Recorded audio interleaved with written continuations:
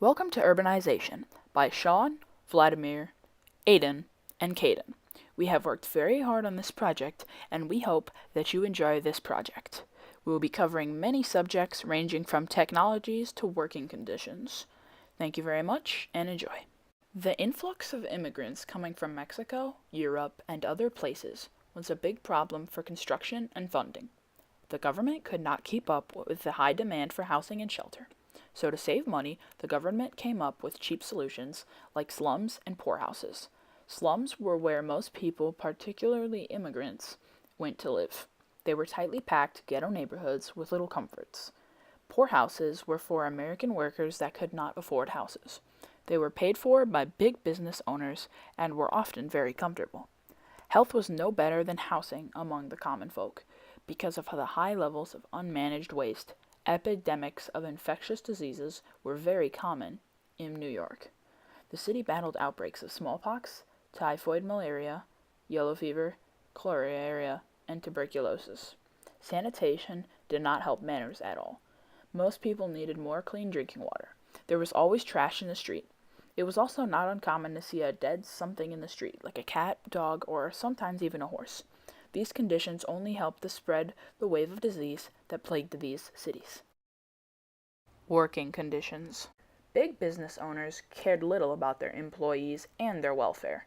As a result, working conditions were often uncomfortable and dangerous.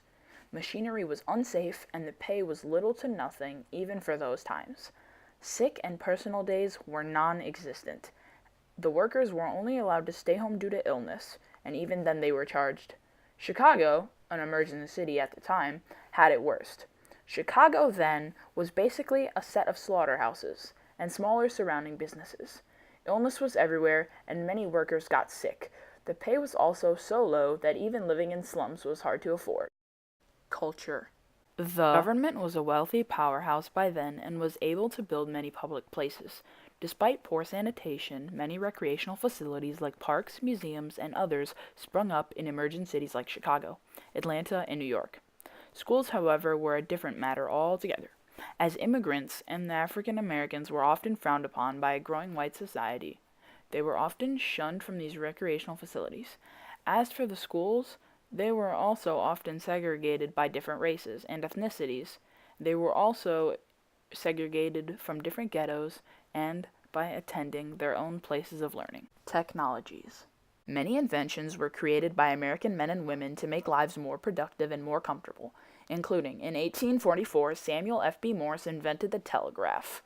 In 1855, Henry Bessemer invented a machine that processed high-quality steel quickly and cheaply. In 1859, Edwin L. Drake constructed the first oil drill operation in Pennsylvania. In 1869, George Westinghouse invented the air brake to make railroad transportation safer. In 1876, Alexander Graham Bell invented the telephone. In 1879, Thomas Alva Edison changed the world forever with the invention of the incandescent light bulb. And lastly, in 1908, the Model T Ford was put onto the roads of America, allowing Americans to travel around the country a lot easier. Political machines. Political machines were an organized group that controlled the activities of a political party in a city and offers services to voters and small businesses in exchange for political or financial support. The machine was run by a boss. It was like a pyramid. At the top was the city boss who controlled the jobs in police, fire, and sanitation, and controlled the city government.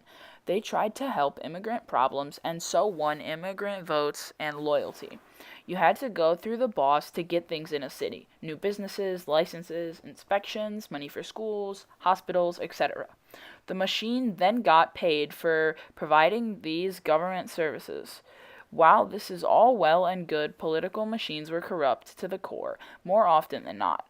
Boss Tweed ran one of the most successful and corrupt political machines of all time.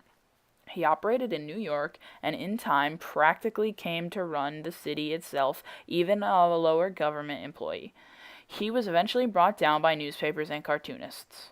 Calvinist work ethic. The Protestant work ethic, the Calvinist work ethic, or the Puritan work ethic is a concept in theology, sociology, economics, and history which emphasizes that hard work, discipline, and frugality are a result of a person's subscription to the values espoused by the Protestant faith, particularly Calvinism. Thanks again for checking out our Gilded Age Urbanization video.